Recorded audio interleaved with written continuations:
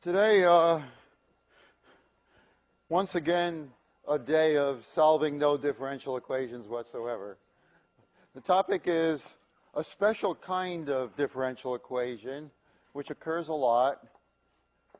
It's one in which the right-hand side doesn't have any independent variable in it.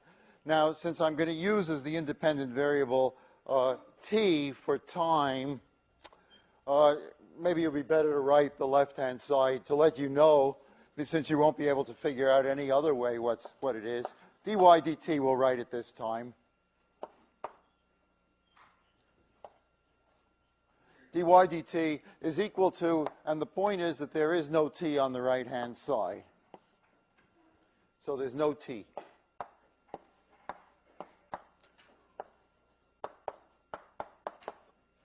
There's a name for such an equation. Now, some people call it time independent. The only problem with that is that sometimes the independent variable isn't time, it's something else.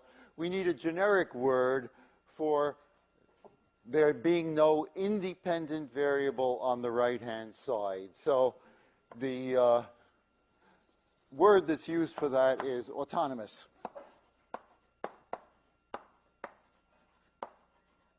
So that means no independent variable on the right-hand side. It's a function of y alone, the dependent variable. Now, your first reaction should be, oh, big deal. If there's no t on the right-hand side, then we can solve this by separating variables. So why is he even talking about it in the first place? So I admit that. We can separate variables, and what I'm going to talk about today is how to get useful information out of the equation about how its solutions look without solving the equation. The reason for wanting to do that is, A, it's fast, it gives you a lot of insight, and the actual solution, I'll illustrate one or two, may, first place, take you quite a while. You may not be able actually to do the integrations to get it required in separation of variables to get an explicit solution, or it might simply not be worth the effort of doing if you only want certain kinds of information about the solution. So the problem is, therefore, to get qualitative information about the solutions without actually solving.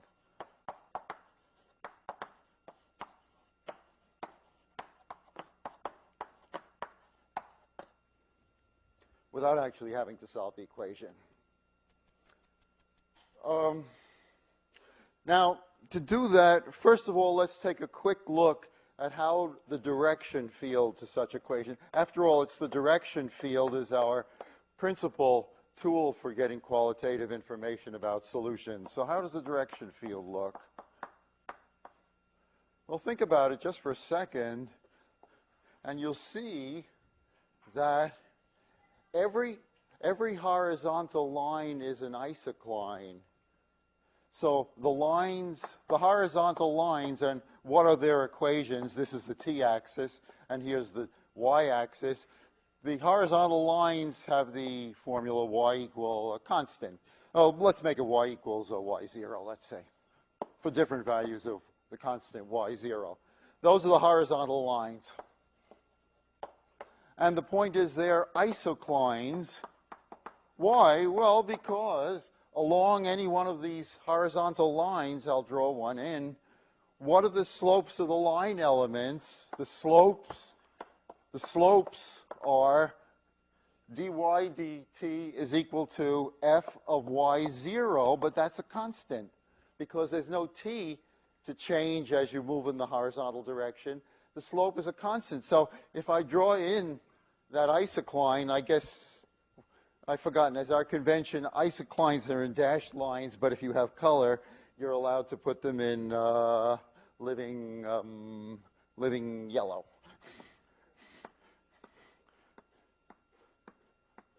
Well, I guess I could make them solid in that case. I don't have to make them dashed. then all the line elements, you put them in at will because they will all have, they're all the same, and they have slope, that, f of y0. And similarly down here, they'll have some other slope. This one will have some other slope, whatever, this is the y0, the value of the, and whatever that happens to be. I'll put in one more, that's the x-axis. I can use the x-axis, that's an isocline too. Now, what do you deduce about how the solutions must look? Well, let's draw one solution. Suppose one solution looks like this. Well, that's an integral curve, in other words. It's a solution. Its graph is a solution. Now, because as I slide along, these slope elements stay exactly the same, I can slide this curve along horizontally, and it will still be an integral curve everywhere. So in other words, the integral curves are invariant under translation for an equation of this type. They all look exactly the same, and you get them all by taking one and just pushing it along. Well, that's so simple, it's almost uninteresting, except that these equations occur a lot in practice. They're often hard to integrate directly, and therefore it's important to be able to get information about them. Now, how does one do that? There's one critical idea, and that is the notion of a critical point. These equations have what are called critical points. And what it is very simple. There are three ways of looking at it. A critical point, y0. What does it mean for y0 to be a critical point? It means, another way of saying it is that it should be a 0 of the right-hand side. So if I ask you to find the critical points for the equation, what you'll do is solve the equation f of y equals 0. Now, what's interesting about them? Well, for a critical point, what would be the slope of the line element along, if this is at a critical level, if that's a critical point, look at that isocline, what are its slope, what's the slope elements, the slope of the line elements along it? It is 0. And therefore, for these guys, these are, in other words, are solution curves. But let's prove it formally. So there are three ways of saying it. y0 is a critical point. It's a 0 of the right-hand side, or y equals y0 is a solution to the equation. Now, that's perfectly easy to verify. If y0 makes this right-hand side 0, it's certainly also y equals y0 makes the left-hand side 0 because you're differentiating a constant. So the reasoning, if you want reasoning, is proof. Maybe we can make one line out of a proof. To say that it's a solution, what does it mean to say that it's a solution? It means to say that when you plug in this constant function, y0, that dy0 dt is equal to f of y0. Is that true? Yeah, both sides are 0. It's true. Both sides are 0. Of the value 0. Now, y0 is not a number. Well, it is. It's a number on this side, but on this side, what I mean is the constant function whose constant value is y0. This function. And its derivative is 0 because it has slope 0 everywhere. So this guy is a constant function. It has slope 0. This is a number which makes the right-hand side 0. Well, that's nice. So in other words, what we found are, by finding these critical points, solving that equation, we found all the horizontal solutions. But what's so good about those? Surely they must be the least interesting solutions there are. Well, think of how the picture goes. Let's draw in one of those horizontal solutions.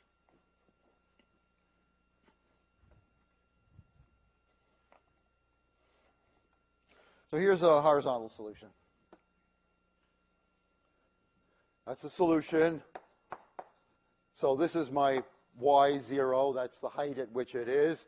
And I'm assuming that f of y0 equals 0. So that it's a solution. Now, the significance of that is because it's a solution, in other words, it's an integral curve. Remember what's true about integral curves. Other curves are not allowed to cross them. And therefore, these things are the absolute barriers. So, for example, suppose I have two of them. Here's y0, and let's say here's another one, another constant solution. I want to know what the curves in between those can do. Well, I do know that whatever those red curves do, the other integral curves, they cannot cross this, and they cannot cross that. And you must be able to translate them along each other without ever having two of them intersect. Now, that really limits their behavior. But I'm going to nail it down even more. So other curves can't cross these. Other integral curves can't cross.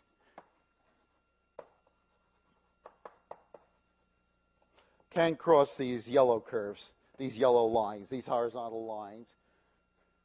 But I'm going to show you more. And namely, what I'm after is deciding, without solving the equation, what those curves must look like in between. Now, the way to do that is you draw.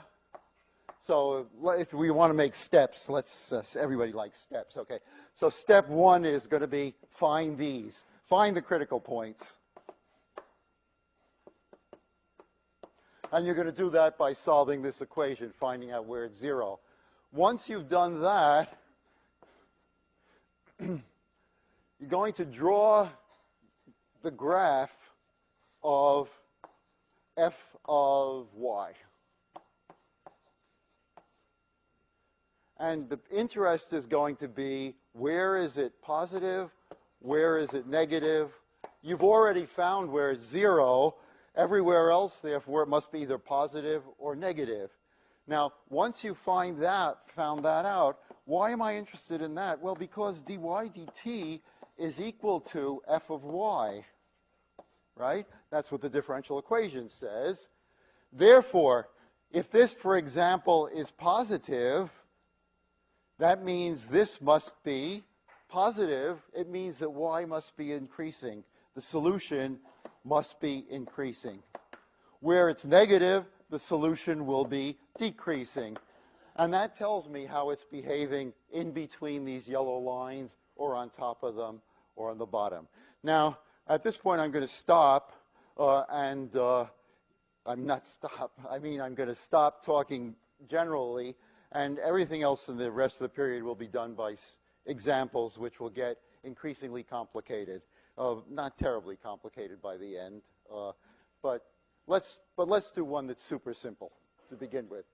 I'm sorry, I shouldn't say that because some of you may be baffled even by it, because after all, I'm going to be doing the analysis not in the usual way, but by using new ideas, but that's the way you make progress.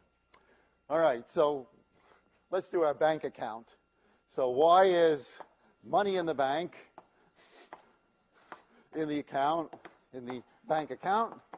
R is the interest rate. Let's assume it's a continuous interest rate. All banks nowadays pay interest continuously. The continuous interest rate. So if that's all there is, and money is growing at that, the differential equation says that the rate at which it grows is equal to R, the interest rate, times the principal, the amount that's in the bank at that time. So that's the differential equation that governs that. Now, that's, of course, just the solution is simply an exponential curve, and there's nothing more to say about it. Now, let's make it more interesting. Let's suppose there's a shifty teller in the bank, and your money is being embezzled from your account at a constant rate. So, so let's let W equal, or maybe E, but E has so many other uses in mathematics. W is relatively unused. W is the rate of embezzlement.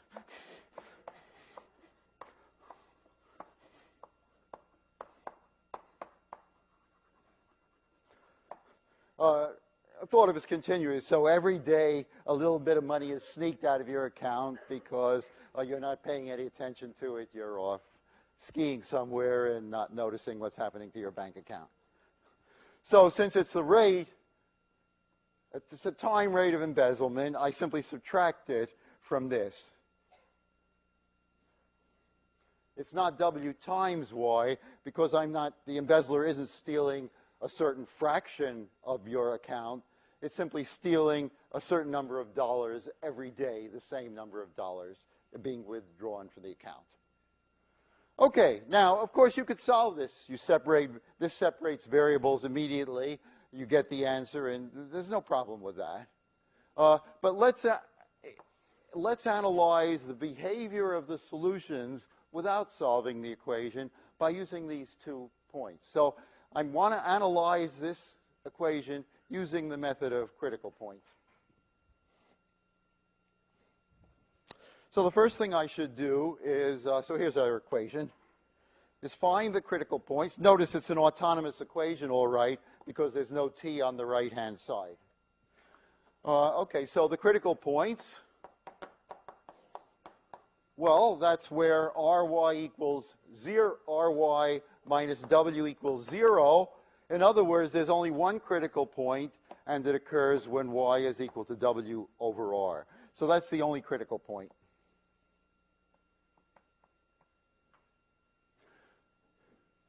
Now, I want to know what's happening to the solution. So, in other words, if I plot,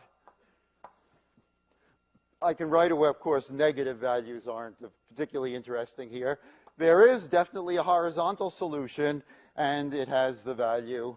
It's at the height, w over r. That's a solution. The question is, what do the other solutions look like? Now, watch how I make the analysis, because I'm going to use 2 now. So if this was step 1, then step 2. What do? Well, I'm going to graph f of y. Well, f of y is ry minus w. What does that look like? Okay, so here is the y-axis. Notice the y-axis is going horizontally because what I'm interested in is the graph of this function. So that function, what do I call the other axis? I'm going to use the same terminology that's used on the little visual that describes this, and that's dy. You could call this other axis the f of y axis. That's not a good name for it. You could call it the dy dt axis because it's, so to speak, the other variable. That's not great either, but worst of all would be introducing yet another letter for which we would have no use whatever. So let's think of it. We're plotting now the graph of f of y. F of y is this function, ry minus w. Well, that's a line. It goes, its intercept is down here at w, and so the graph looks like something like this. It's a line. This is the line ry minus w. It has slope r. Well, what am I going to get out of that line? Just exactly this.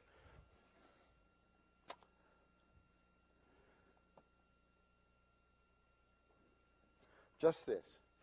What am I interested in about that line? Nothing other than where is it above the axis and where is it below. This function is positive over here, and therefore I'm going to indicate that symbolically, this by putting an arrow here. The meaning of this arrow is that y of t is increasing. See where it's the right-hand side of that last board? Y of t is increasing when f of y is positive.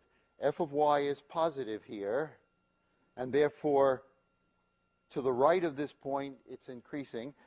Here, to the left of it, f of y is negative, and therefore over here it's going to be decreasing. What point is this, in fact? Well, that's where it crosses the axis. That's exactly the critical point, w over r.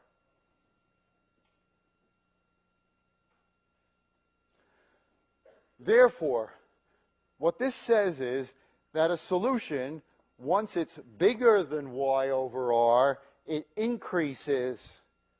And it increases faster and faster because this function is higher and higher, and that represents the rate of change. So in other words, once a solution, let's say a solution starts over here at time 0. So this is the t-axis, and here is the y-axis. So now I'm plotting solutions. If it starts at t equals 0, above this line, that is, starts with the value w over r, which is bigger than 0, bigger than the value bigger than w over r, then it increases and increases faster and faster. If it starts below that, it decreases and decreases faster and faster. Now, in fact, I only have to draw 2 of those because what do all others look like? They're translations. All the other curves look exactly like those. They're just translations of them. This guy, if I start closer, it's still going to decrease. Well, that's supposed to be a translation. I don't know. Maybe it is. So these guys look like that. Let's do a little, just a tiny bit more interpretation of that. Oh, dear. I think I better leave it there because we got harder things to do, and I want to make sure we have time for them. Sorry.